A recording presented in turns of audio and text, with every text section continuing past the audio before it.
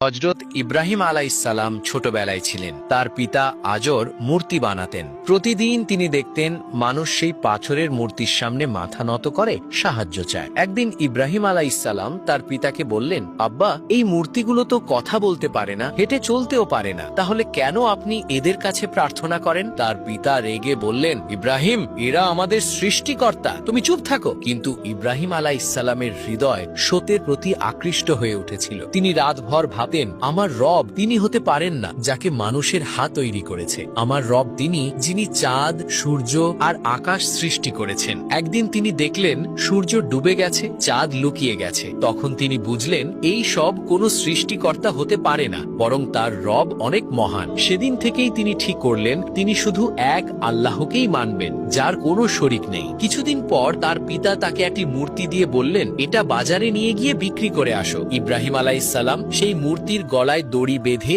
মাটিতে টেনে টেনে বাজারে নিয়ে গেলেন। মানুষ অবাক হয়ে জিজ্ঞেস করলো, ওহে ছিলে, তুমি এটা কি করছো? এই সৃষ্টিকর্তাকে এভাবে কেন নিয়ে যাচ্ছ? ইব্রাহিম আলাইহিসসালাম বললেন, আমি এটাকে বিক্রি করতে এনেছি। কি কেউ এমন সৃষ্টিকর্তা কিনবে যে নিজে কথা বলতে পারে না, চলতেও পারে না? সব মানুষ হাসতে লাগলো, কেউই সেই মূর্তি কিনতে রাজি হলো না। তখন ইব্রাহিম আলাইহিসসালাম বললেন, দেখো, এমন কোন বস্তু কিভাবে সৃষ্টিকর্তা হতে পারে যে নিজের রক্ষা করতে পারে না? আমার রব তিনি যিনি সবকিছু সৃষ্টি করেছেন, জীবন দেন এবং মৃত্যু দেন। সেদিন থেকেই তার হৃদয়ে মূর্তির প্রতি অবিশ্বাস এবং আল্লাহর প্রতি ভালোবাসা আরো গভীর হয়ে গেল।